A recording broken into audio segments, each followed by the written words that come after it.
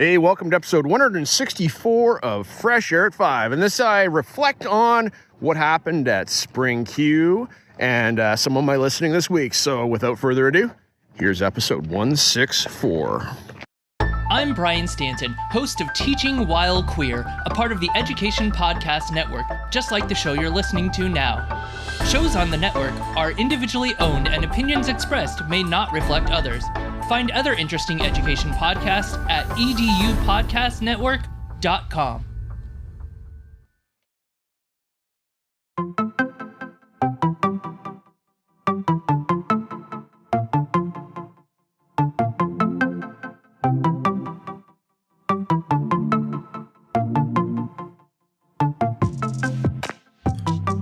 Welcome to Fresh Air at 5, the podcast. I'm your host, Brian Carpenter, coming to you every week from Abbotsford, which is about 45 minutes east of Vancouver, British Columbia, on the west coast of Canada. Fresh Air at 5 is my regular attempt to get some fresh air by walking about my neighborhood, which is located on the traditional and unceded territory of the Stolo people, the Simath First Nation and Mathwe First Nation. I consume podcast content while I walk, then reflect on this content in an unedited video, which I post on my X, formerly known as Twitter, channel every day.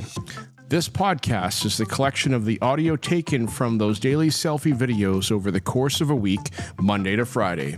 So let's jump into my listening and learning this past week.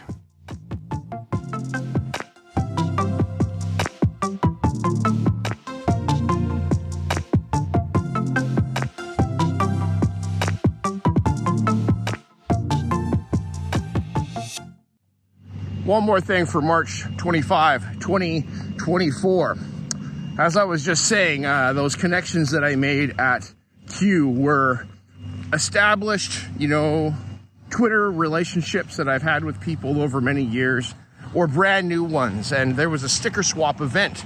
So I brought my Fresh Air at 5 stickers to this event, and we had a sticker swap. And at that event, I met a podcaster named Tracy Bondi, out of California, and that's where everybody was from. They were from California. And we traded stickers, and she said, hey, I've got a podcast too. And so now, Tracy, I listen to your podcast for the very first time. So I have a hashtag new to me podcast that I will share with everybody here and continue listening to in the future. So the podcast is called Struggle for Change. Real educators, real students, real struggle. And in this podcast, Emily Hendricks and Valerie Sun and Tracy Bondi, over every couple weeks or so, bring us an episode where they talk about struggle and about what they're learning about as we're moving forward. The episode 34 is titled AI Future in Education, and it is with the author of a book, Preeton Shaw, as he talks about where we're going now, where we are now, and where we're going, and we can't predict where we're going, but we can make some guesses. We can predict, but we don't know exactly what it's going to look like. And they have a really rich discussion about AI in the future and how we can learn to be comfortable with it, learn to use it as a tool and only a tool. It is not the magic bullet. It is, and even a magic bullet is a tool that can help us solve problems. And they talk about being, about AI literacy. They talk about being wondering, curious, and being aware and being critical thinkers as we step into this. So yes, take a listen to this episode 34, Struggle for Change, with Tracy, Emily, and Valerie. All right, thank you. And that's all I got for right now. Okay, bye. Hey, PLN, it is March 25, 2024, and I am back from Spring Q. So, after Spring Q is what this will be titled. And then this week, I'm going to give you some of my reflections about Spring Q. I'm not going to do it all today right now, because there's a lot that happened in my head and at Spring Q that was amazing. And I need to put it into some words more clearly than the hurricane of ideas going on in my head right now. That hurricane's a bad thing. What would it be? It would be like a whirlpool. That's a bad thing too. I don't know, but it's a lot of good ideas going on in my head. And at the top, I just want to start off here this week talking about the importance of connection. And I went to Spring Q solo. I didn't know anybody actually. Well, I mean, okay, this is where it's going to go. I went down by myself, not with a crew of people here from Canada. I got on a plane, flew to Calgary, flew to Palm Springs, landed, and then because of the connections I've got with many people on Twitter and through podcasting and networking, I headed up to the conference center and I met two dudes that I've been hanging out with on Twitter for many years, and we finally met face to face. We got Brian Briggs and Ryan O'Donnell, and you can find them both on Twitter. That's how I connected with these guys years ago. I started listening to their podcast, and one thing leads to another. I still listen to their podcast, even though it's kind of infrequent, they say, but I have a connection with them. They opened up their arms and welcomed me in to their circle, the Q community. Fantastic place. So I've got connections now that I didn't have before. And those connections are ideas and small bits of information and people and Twitter handles and things like that and faces. And now I have made some actual connections. So it's growing so good. All right. So with that being said, I'm going to wrap up this first segment and tell you about a New to Me podcast because one of those connections. Thanks. Bye. One more thing for March 25, 2024. I came for BC Content Creators Brunch with three fabulous content creators here from British Columbia who you're going to meet right away. So, yes, without further ado, here we go. We're sitting here with Tim Stevenson right now, and Tim's going to tell us about his podcast. All right. Go ahead. Yeah, so my podcast is Science 360. I'm sure you hear about it on Brian's Fresh Air 5 all the time, which I appreciate. Thank you very much. Sort of like Tim Cavey always quoting my book on his X. I really like that too. But anyway, Tim Cavey, don't forget, Teachers on Fire. I think he's in this area right now. Some of them. Yeah, anyway. I think we'll hear from him. We might bump into him. Yeah. But anyway, Science 360 is a podcast for science teachers in particular who are looking for nice, fresh content that might invigorate their science lessons. And you hear from world-class experts on all kinds of cool scientific topics. Awesome. Thanks, Tim. Hi there, I'm Lauren McLean, and I'm a Teach Outdoors podcast host and also the author of Me and My Sit Spot. If you're looking for a podcast on how to get your curriculum outdoors with more ease, that's what it's all about. All right, thanks, Lauren. Yeah. Tim Cavey, host of Teachers on Fire, the YouTube channel and podcast, and I share content that hopefully warms your heart, sparks your thinking, and ignites your professional practice. All right, thank you all, and we'll hear your voices on episode 160 for Fresh Air at 5. Love it. Amazing. Peace. So I encourage you to go take a listen to Science 360 with Tim Stevenson. You can find that on all the podcatchers. Outdoor Teaching with Lauren McLean and Teachers on Fire with Tim Cavey. All right, have a good day.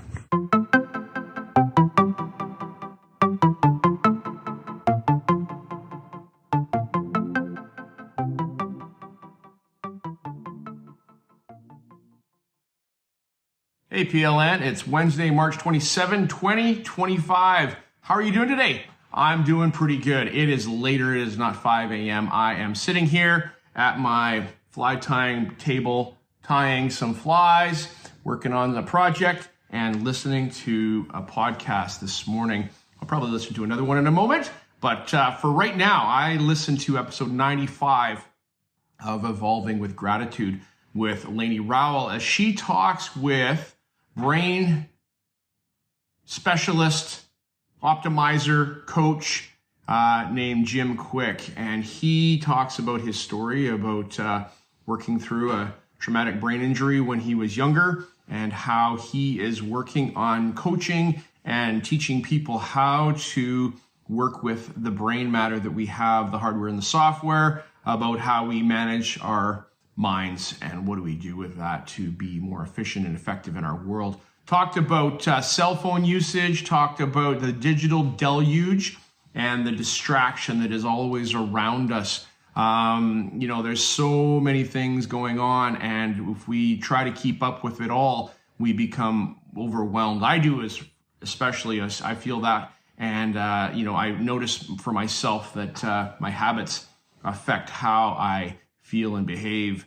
Leaving my cell phone out on the, my desk in the living room as opposed to in my bedroom so that I'm not getting those notifications, screens not coming on in the night, etc. That's important for me. There's a lot of things that we can do. How we eat. What do we eat? How are we eating? Avocados, blueberries, all those things like that. In this episode, Jim talks about our brain animal, and what kind of brain animal are we? There's a little test that I'm going to go work on doing and start to learn some more about myself. It's important that we do learn about ourselves. I was talking about that on, Teachers on Fire yesterday as we had a little interview, and it's important that we know ourselves. So thanks, Lainey. Thank you, Jim. Appreciate it. And people, go listen to episode 95 of Evolving with Gratitude. One more thing for Wednesday, March 27, 2024. As I listened to another podcast, I listened to episode 260 of the Easy EdTech podcast with Monica Byrne. And thank you, Dr. Burns, for sharing your connection with a conference that you were recently at. As we listened to on episode 260, the reflection of how to run a successful conference for educators with Dr. Jennifer Byrne and Sean Stanton. So take a listen to this. If you were involved at all in conference planning and about what to do and how to do a number of things and even getting started with a conference, this is a good listen. I've been privileged over the past probably close to 10 years now of being involved with conference planning at one level or another, from our DL symposiums here in British Columbia to some EdTech team events in my town, and also just observing those in Vancouver back in the in the late 2018 and 19 and those times, and connections with people over time. It's important as we're conference planning to have vision in mind, have a plan and ways to communicate. I'm currently involved with the executive for my PETA, the Primary and Intermediate and Middle School Teachers Association here in British Columbia, and we plan conferences. That's what we do. Big shout out to our conference chair and president, Christina Preston. And Christina does a great job of keeping us as executive and conference planners running and moving forward with our different jobs and tasks that we have to do. So communication is a big part of that, and being involved at a entry level into conference planning is a way to gain some professional development that is difficult to get otherwise. You can go take courses, but until you're actually boots on the ground during an event, it doesn't mean a lot, just like teaching. So those are my thoughts right now. Thanks so much, and take a listen to episode 260 of Easy EdTech Classroom. One more thing for March 27, 2024. 3 takeaways from Spring Q coming to you right now. For me, I boldly stepped out and went from Canada down to Palm Springs, California as just myself and without any other colleagues that went with me. But I walked into what is called Community. So CUE, community, and community is about the atmosphere of welcomeness, and everybody has a place to belong at Q in Spring Q and Fall Q and the Q affiliated organizations. I was welcomed in by Brian Briggs and Ryan O'Donnell, who are the hosts of the Check This Out podcast that I've been connected with. And because of them and the work that I've done with networking here on Twitter, X, over the past number of years with my podcast, and making connections with people, I walked into the conference that had probably 3,000 to 3,500 attendees, and I felt welcome because there were people that I knew. I hadn't met anybody face-to-face prior to landing in Palm Springs, but very soon I had a group of people that allowed me to follow them around and a place to go, and the Adobe suite was fantastic as I ran into some other people. Actually, I met Jeff Heil prior at an EdTech conference in EdTech team in Mulgrave School in Vancouver back in 2018. And, just having those ways of connecting is so important. So things I learned. 1, be brave. That wasn't hard. I went and bravely did that. And the community that was there. Second thing I learned was about engagement, student engagement, and the golden ticket to student engagement. Ashley Yaralazavo, I just botched her name. Sorry, Ashley. Gave a great talk on student engagement. And a third thing is that there's a lot of opportunity for you to be yourself in education. All right, that's all I got for now. Talk to you. Bye.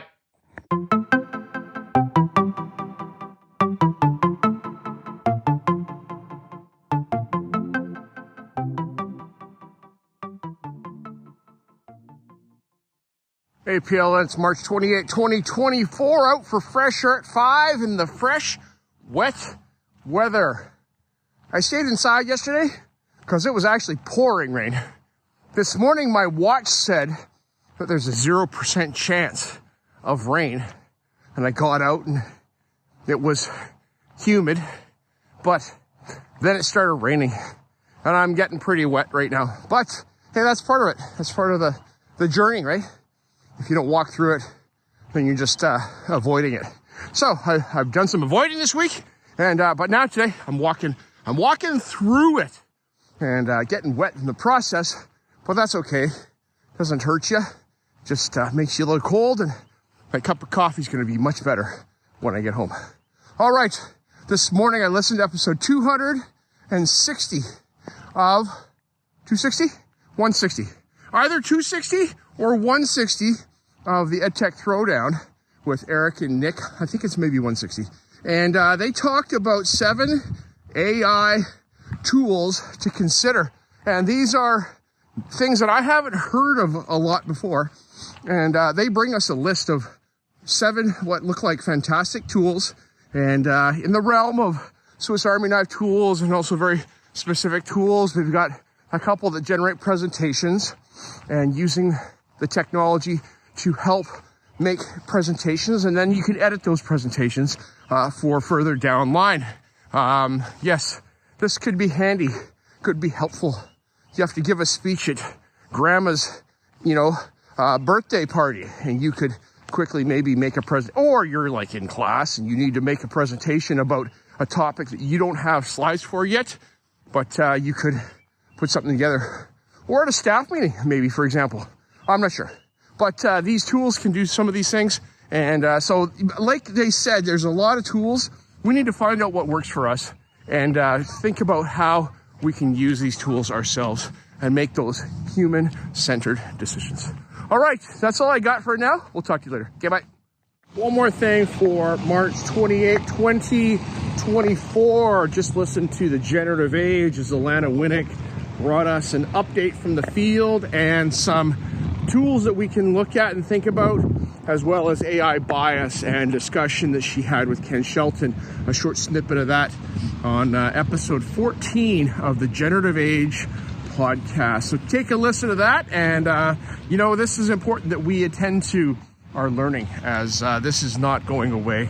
It is with us, and it's a tool, but we need to understand what it can do.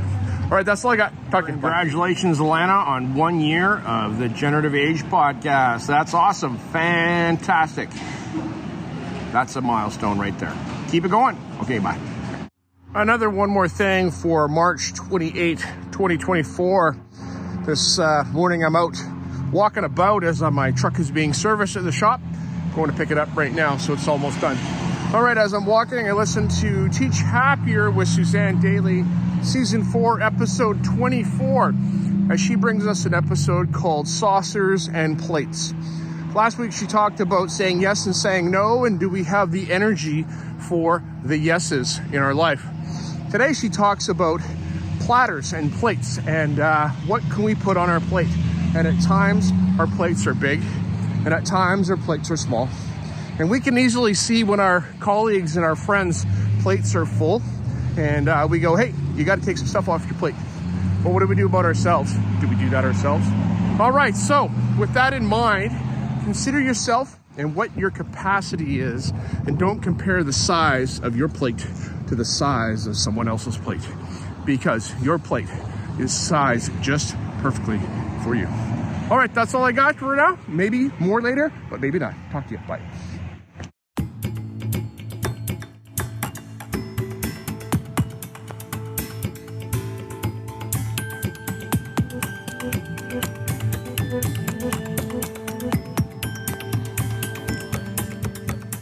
I appreciate you giving me a listen as I've created this podcast experience for you. It's like a unique Blinkist or Coles Notes version of the content I take in, like a highlight reel, so that you can hopefully find some other interesting podcasts you may not have considered before. I've recorded the specific episode podcast titles and episode numbers in the show notes, which are only a click or swipe away for your learning convenience. I've also started to put together a Spotify playlist of each of the episodes so that you can also take a listen to those specifically, and the link to that playlist is in the show notes. Please subscribe so you don't miss any of my upcoming episodes. And if you enjoyed this podcast and its format, share it with someone else. You can also follow me on X, formerly known as Twitter, at Brian Carr, BRYONCAR, or at Fresh Air at 5. Tweet about your experience or give it a review on Apple Podcasts or wherever you listen to podcasts. Fresh Air at 5 can be found on the Educational Podcast Network. Podcasts for educators, podcasts by educators. I hope you have a fantastic day. Get some fresh air before the day is out and take care of yourself, because you are worth it.